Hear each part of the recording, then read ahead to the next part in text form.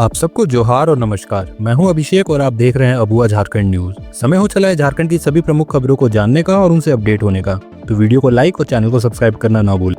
जिस संगमरमर से बना था ताजमहल, उसी पत्थर से बनेगा तपोवन मंदिर। सीएम हेमंत सोरेन रखेंगे आधारशिला। रांची के ऐतिहासिक तपोवन मंदिर का पुनर्निर्माण अगले 3 वर्षों में होगा, जिसकी आधारशिला मुख्यमंत्री हेमंत सोरेन 14 अप्रैल को रखेंगे। 100 करोड़ की लागत से बन रहे इस मंदिर में वही संगमरमर उपयोग होगा जो ताजमहल में है। मंदिर का डिजाइन अयोध्या श्री राम मंदिर के आर्किटेक्ट आशीष सोनपुरा ने तैयार किया है। यह भूकंप रोधी होगा और रात में अद्भुत प्रकाश बिखेरेगा।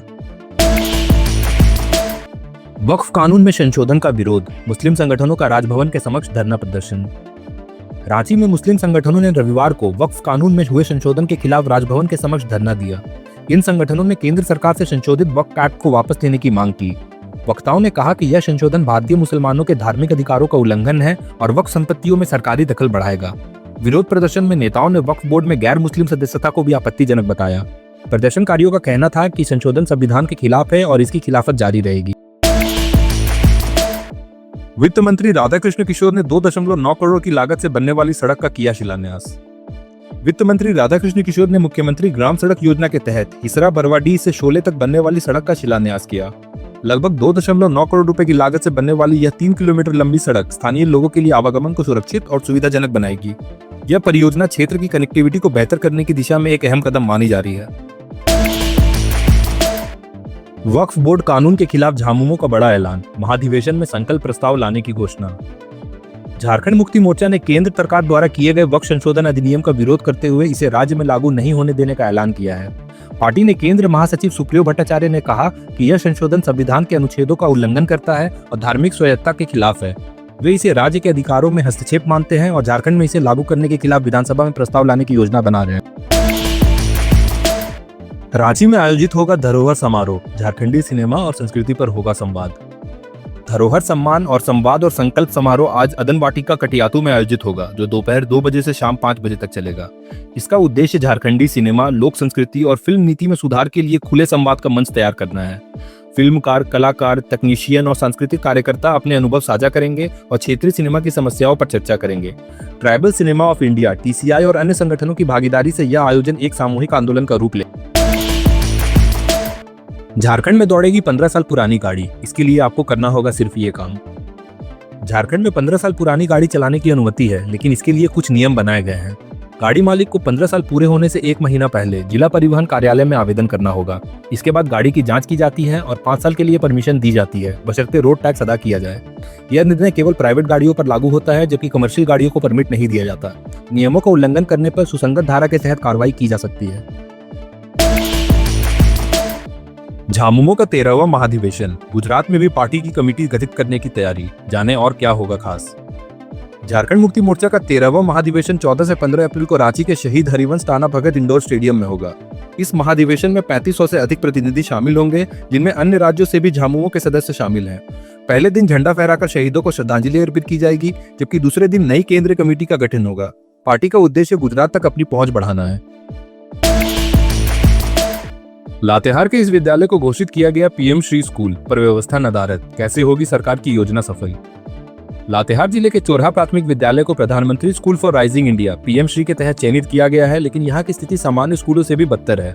विद्यालयों में बुनियादी सुविधाओं की भारी कमी है, जैसे 4 दीवारी, शौचालय और शिक्षकों की कमी। यहाँ केवल 1 शिक्षक कार्यरत है, जिनके पास 117 छात्रों को पढ़ने की जिम्मेदारी है। जिला शिक्षा अधीक्षक ने इस समस्या को स्वीकार करते हुए जल्द ही एक और शिक्षक की प्रतिनियुक्ति का आश्वासन दिया।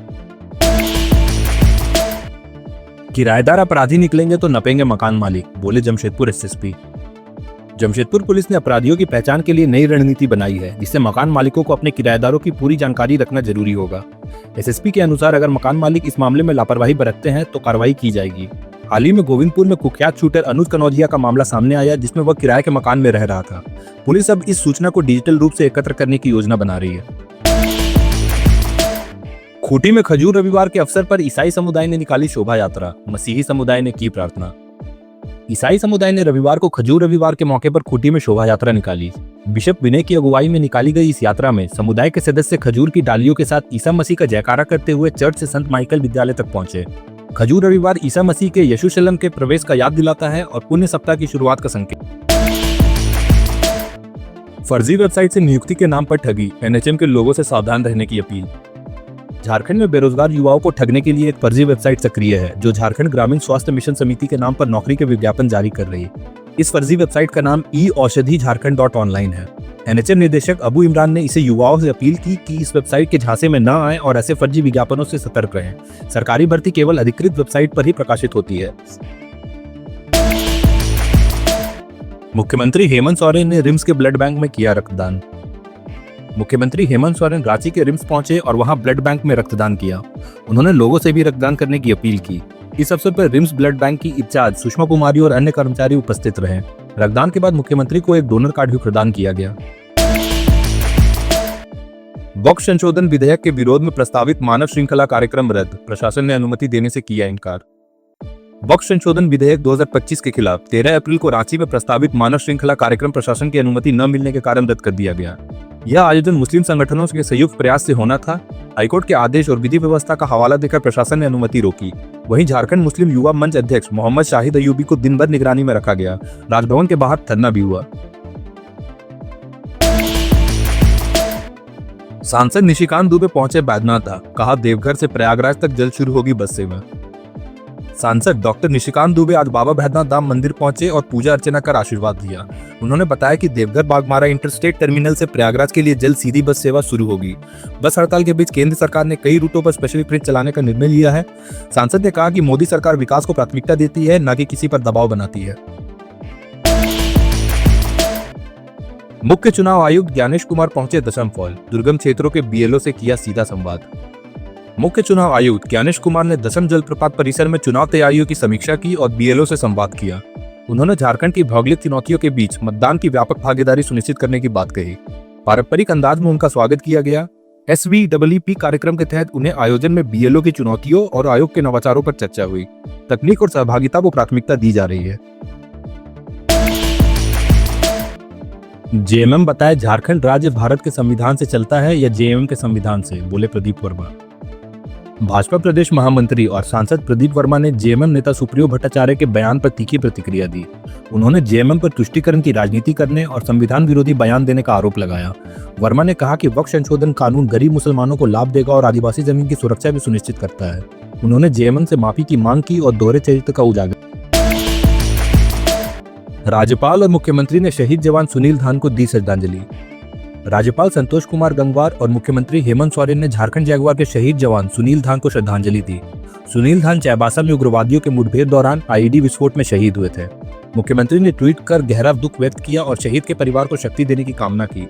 पूरा राज्य उनके बलिदान को नमन कर रहा है। चतरा में महुआ चुनने गए 2 ग्रामीणों पर गिरी आसमानी बिजली, एक की मौत दूसरा गंभीर। चतरा के कल्याणपुर गांव में रविवार को महुआ चुनने गए 2 ग्रामीणों पर वज्रपात गिरने से एक की मौत हो गई और दूसरा गंभीर रूप से घायल हो गया। मृतक अमरेश सिंह की मौके पर ही जान चली गई, जबकि घायल महेश को मेडिकल कॉलेज रेफर किया गया। हादसे के बाद पुलिस ने शव को पोस्टमार्टम के लिए भेजा और आगे की कार्रवाई शुरू है।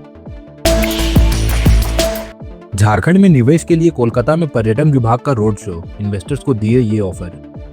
कोलकाता में झारखंड पर्यटन विभाग द्वारा आयोजित रोड शो में पर्यटन मंत्री सुदीव्य सोनू ने राज्य की नई पर्यटन नीति और निवेशकों के लिए प्रोत्साहन योजनाओं की जानकारी दी। नेतरहाट, पतराटू डैम जैसे स्थलों के विकास की योजना साझा की गई। निवेशकों को सब्सिडी, टैक्स छूट और सिंगल विंडो सुविधा दी जाएगी। केंद्र मंत्री ने झारखंड के पर्यटन की संभावनाओं की सराहना की। ये थी झारखंड की आज सुबह की 25 मुख्य खबरें। ऐसे ही झारखंड की सभी महत्वपूर्ण खबरों को जानते रहने के लिए हमारे चैनल को सब्सक्राइब कर बेल आइकन दबाएं। धन्यवाद।